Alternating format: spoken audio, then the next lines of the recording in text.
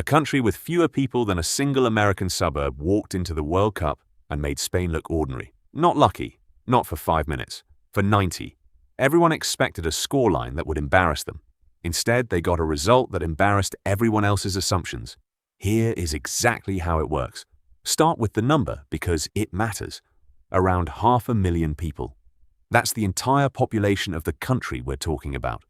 Not the size of its army, not the size of its economy, its whole population.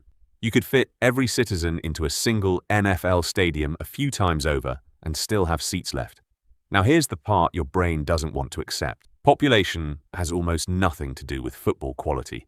Zero correlation, none. Football doesn't need millions of players. It needs 11 good ones on the pitch at the same time. That's the entire game, stripped down. Everything else is noise. So why do we assume small countries lose? Because we're pattern matching the wrong pattern. We're comparing nations like we compare economies, bigger population, bigger GDP, bigger everything. Football doesn't run on that logic. It never has. Here's the real mechanic. Modern football is global.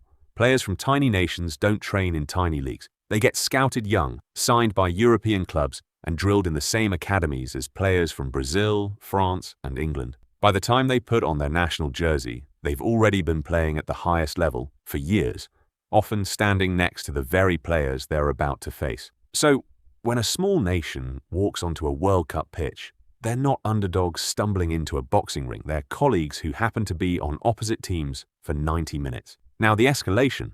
This is where it gets almost unfair to the favourites. That 500,000-person nation didn't just avoid embarrassment against Spain.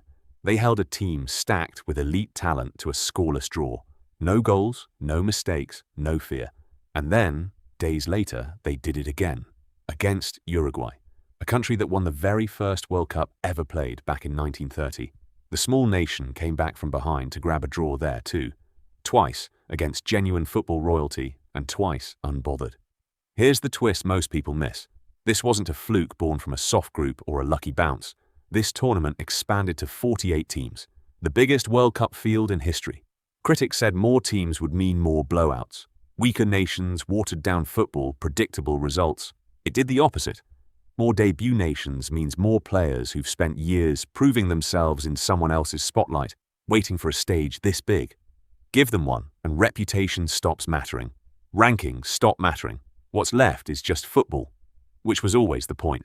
So the next time a commentator calls a small country minnows, remember what minnows just did to a nation that's supposed to win the whole thing? Population was never the variable. Preparation was.